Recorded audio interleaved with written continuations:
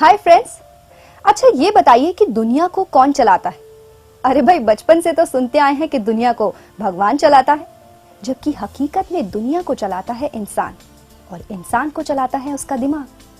आज इंसान ने अपनी सुख सुविधाओं के लिए बहुत से नए नए आविष्कार किए, और यकीन मानिए कि ये सारे आविष्कार इंसान ने अपने दिमाग के सिर्फ और सिर्फ 10% इस्तेमाल से किए। लेकिन फिर भी इंसान कमजोर है। आज भी इंसान कैंसर जैसी गंभीर बीमारियों के सामने बेबस है। तो जरा सोचिए कि अगर इंसान अपनी बची हुई 90% दिमाग की पावर को इस्तेमाल करे तो वो दुनिया में क्या क्या नहीं कर सकता। FPR इंस्टीट्यूट के R&D टीम के हेड गौरव जी से आज हम जानेंगे कि उनका इस फील्ड में क्या योगदान रहा है और उन्होंने किस तरह से ब्रेन सिंक प्रोग्राम के जरिए बच्चों में रिसर्च करके उन्हें 90% पावर को, दिमाग की बची हुई पावर को महसूस करने में मदद की है। गौरव जी, आपका बहुत बहुत स्वागत है। अच्छा, सबसे पहले मैं बहुत एक्साइटेड हूँ जानने के लिए, आप मुझे ये बताइए कि बॉडी में ब्रेन की क्या जरूरत है और ये कैसे फंक्शन करती है? अगर आज आपको कोई भी एक्शन करना है, कोई भी काम करना है, तो उसके लिए ब्रेन की ज़रूरत है। जैसे कि सुनना है, बोलना है, लिखना है या कोई भी डिसीजन लेना है, तो उसके लिए आपको ब्रेन को यूज़ करना पड़ेगा। अब साइंस दो कारणों से आदमी को मरा हुआ मानती है। पहले कि जब उसका दिमाग बंद हो जाए, दूसरा जब उसका दिल बंद हो जाए। दिमाग बंद होने से आदमी एक जिंदा लाश बन जाता है, जिसे हम कहते हैं कि आदमी कोमा में चला गया, जिसमें आदमी सिर्फ सांस ले सकता है लेकिन कुछ एक्शन नहीं कर सकता। अगर दिल बंद हो जाए तो आदमी मर जाता है।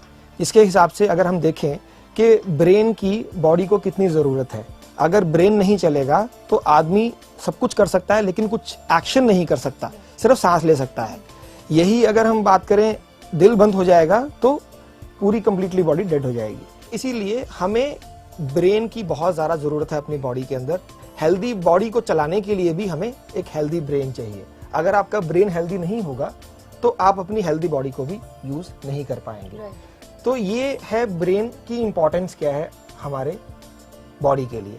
अब बात करते हैं कि ब्रेन फंक्शन कैसे करता है। ब्रेन बेसिकली दो पार्ट्स में बटा हुआ होता है। ये दोनों पार्ट काम एक साथ करते हैं लेकिन दोनों के फंक्शन अलग अलग होते हैं। जैसे कि हमारी बॉडी में एक लीवर होता है, हार्ट होता है, किडनी होती है। इन सब के फंक्शंस अलग अलग हैं लेकिन ये मिलके ऑपरेट करते हैं। अगर इनमें से कोई भी एक पार्ट अगर खराब हो जाए या काम करना बंद कर दे या वीक हो जाए तो नहीं होगा, तो हमें सारे फंक्शंस को यूज करने में दिक्कत होती है।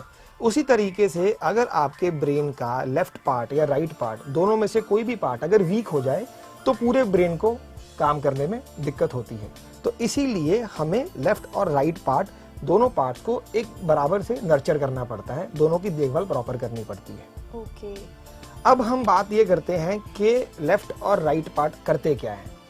तो इनको समझाने के लिए मैं एक एग्जाम्पल का यूज करता हूँ। जैसे कि मान लीजिए आपने इंग्लिश मूवीज में एक बड़ा शिप देखा होगा, जिसमें एक कैप्टन होता है और नीचे बोट के नीचे लोग होते हैं जो चप्पू चला रहे होते हैं।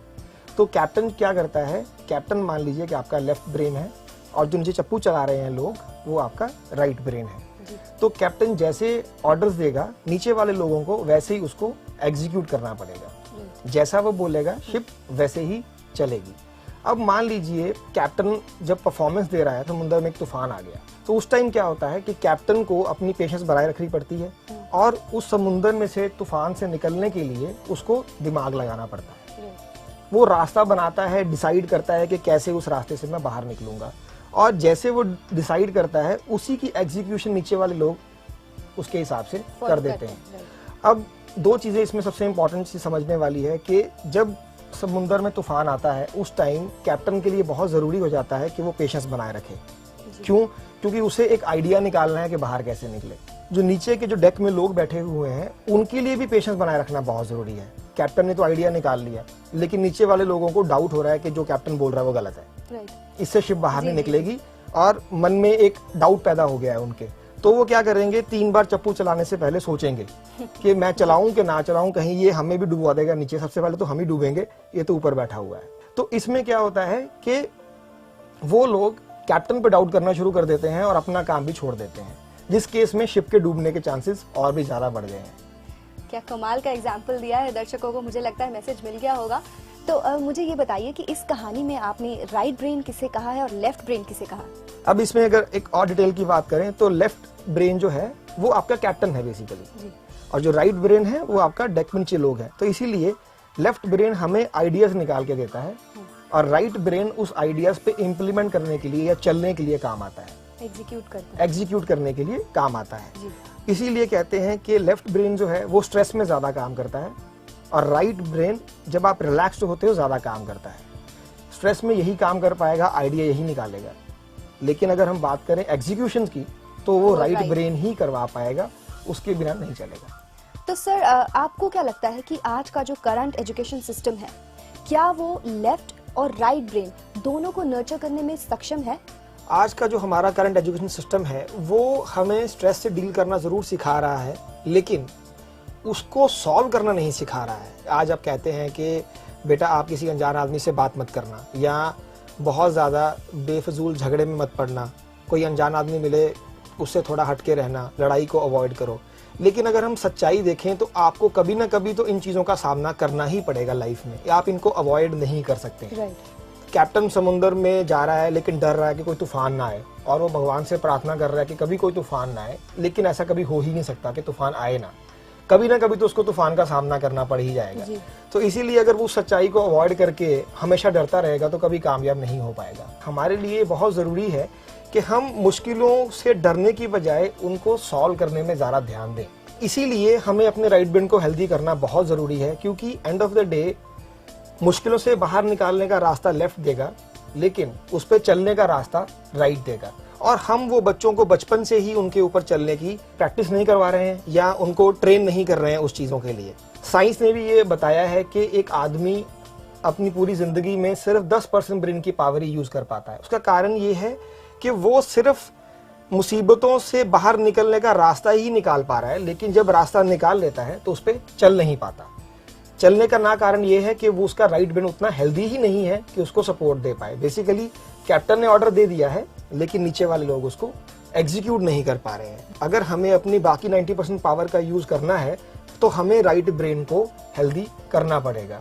अच्छा सर, इसे आप और अच्छे तरीके से एक्सप्लेन करने के लिए कोई और अच्छा एग्जाम्पल दे सकते हैं? अब मान लीजिए कि दो लड़के हैं, एक मोहित और एक आशु। आशु मोहित के पीछे बैठा है और उसको तंग कर रहा है। अब मोहित कब से आशु को बोल रहा है कि तू मेरे को तंग मत कर, लेकिन आशु अपनी जिद पे अड़ा हुआ है, उसको बार बार तंग कर रहा है क्योंकि उसको मजा आ रहा है उसको तंग करने में। अब मोहित परेशान होकर जब वो नहीं मानता है आशु, तो मोहित अपनी टीचर को जाके कंप्लेन करता है कि आशु मेरे को बार बार तंग कर रहा है। तो टीचर के डांटने पे आशु थोड़ी देर के लिए रुक जाता है और मोहित को तंग करना बंद कर देता है। लेकिन जैसे ही ब्रेक दोबारा होती है, अब उसको मालूम पड़ गया टीचर घर चला गया, तो अब दोबारा उसको तंग करना शुरू कर देता है। अब यहाँ पे मोहित अपनी पेशेंस छोड़ जाता है और आशु को बहुत ज्यादा पीटता है। इतना पीटता है कि उसको खून निकल जाता है उस बच्चे के। दोनों बच्चे घर चले जाते हैं। मोहित घर जाके अपने पेरेंट्स को बताता है कि ये इंसिडेंट हुआ। ये इंसिडेंट सुनने के बाद मोहित के पेरेंट्स उसको डांटते हैं कि तूने ऐसा क्यों किया। तो वो बोलता है कि आदमी एक बार सहे, 2 बार सहे, 3 बार सहे, लेकिन कब तक आदमी सहेगा, एंड ऑफ द डे उसको मैं पीटूंगा ही। तो ये चीज सुन के मोहित के पेरेंट्स एक बार तो हंस पड़े कि हाँ सही भी है ये, लेकिन उनको पता है कि बच्चा उनकी गलती करके आया है, क्योंकि आशु को चोट ज्यादा आई हुई है जी। और जिसके लिए उनको प्रिंसिपल से जाके उनके पेरेंट्स से भी माफी मांगनी पड़ेगी। यहाँ पे सबसे ज्यादा राइट ब्रेन काम आता है। अब बच्चे को कितनी पेशेंस रखनी चाहिए थी ये कोई नहीं सिखा सकता, लेकिन होता क्या है कि जितनी ज्यादा देर तक आप पेशेंस रख पाते उतना अच्छा था। अब मोहित अपनी पेशेंस थोड़ी देर के लिए और रखता तो शायद ये इंसिडेंस कभी होता ही ना। अब इसमें दोनों बच्चे अपनी अपनी पेशेंस टेस्ट कर रहे थे। आशु अपनी पेशेंस टेस्ट कर रहा था कि जब तक मोहित तंग नहीं हो जाता तब तक मैं करता रहूंगा, और मोहित तब तक पेशेंस टेस्ट कर रहा था कि उसको गुस्सा नहीं आ जाता तब तक वो सह रहा था। तो इसमें इस गेम में मोहित हार गया जी। ओके, अपनी पेशेंस को वो टिका नहीं पाया। तो यहाँ पे अगर आपको पेशेंस बनाए रखनी है डिफिकल्ट सिचुएशंस में भी, तो राइट ब्रेन का हेल्दी होना बहुत इंपॉर्टेंट है, क्योंकि आपको कंट्रोल में रखने के लिए या डिफिकल्ट सिचुएशंस में पेशेंस बनाए रखने के लिए राइट ब्रेन बहुत इंपॉर्टेंट है, और जिसको नर्चर करना भी इसीलिए बहुत इंपॉर्टेंट हो जाता है। उसके बिना आप कई बार ऐसी चीजें कर जाओगे आउट ऑफ कंट्रोल होकर जो आपके लिए सही नहीं है।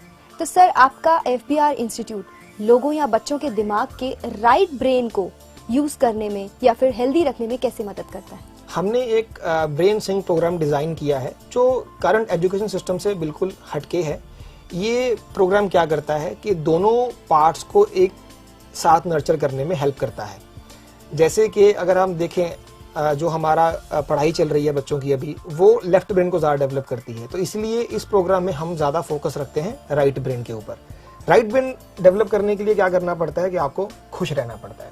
बड़ा शॉकिंग लगता है सुन के, लेकिन अगर आप खुश रहेंगे, रिलैक्स रहेंगे, तो आपका राइट ब्रेन अपने आप डेवलप होना शुरू हो जाता है। तो इसमें हम क्या करते हैं, हमारा एक 2 दिन का वर्कशॉप होता है जिसमें हम बच्चों को खूब नचाते हैं, वो खूब डांस करते हैं, खूब मस्ती करते हैं। 48 घंटों तक हम बच्चे को एकदम रिलैक्स फील में ले आते हैं कि उसके ऊपर को जो भी स्ट्रेस है वो सब निकल जाएगा।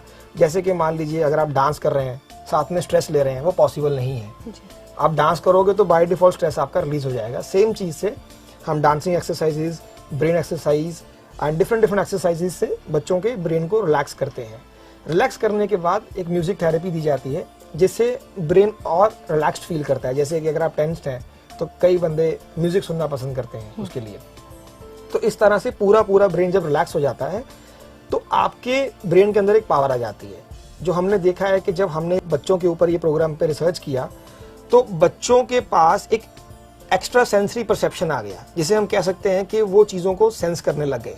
जैसे कि कुछ बच्चे का कंसंट्रेशन बड़ा अच्छा हो गया, कुछ का फोकस में इंप्रूवमेंट आया, कुछ के बिहेवियर में चेंजेस आए, और कुछ बच्चों ने आंखों पे पट्टी बांध के सिर्फ चीज़ों को छू के बता दिया कि वो चीज़ें क्या हैं।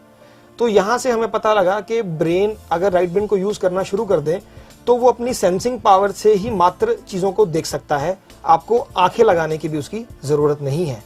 अब हमने इसमें एक चीज़ और देखी है कि हर बच्चा अपनी काबिलियत के हिसाब से 2 वर्कशॉप में परफॉर्म करता है। अब ऐसा ज़रूरी नहीं है कि 2 दिन की वर्कशॉप में ही सारे बच्चे ट्रेन हो जाएंगे। कारण ये है कि ये एक एक्सरसाइज प्रोग्राम है। अब हर का ब्रेन उस तरह से लीवरेज नहीं होता कि सारे बच्चे 2 ही दिन में कर पाएँ। कई बच्चों को 4 दिन लगते हैं, कई बच्चों को 6 दिन लगते हैं। But being an exercise programme ये किसी के लिए भी हार्मफुल नहीं है। हर बच्चा इस पावर को अपने अपनी काबिलियत के हिसाब से ही जल्दी निखार पाता है।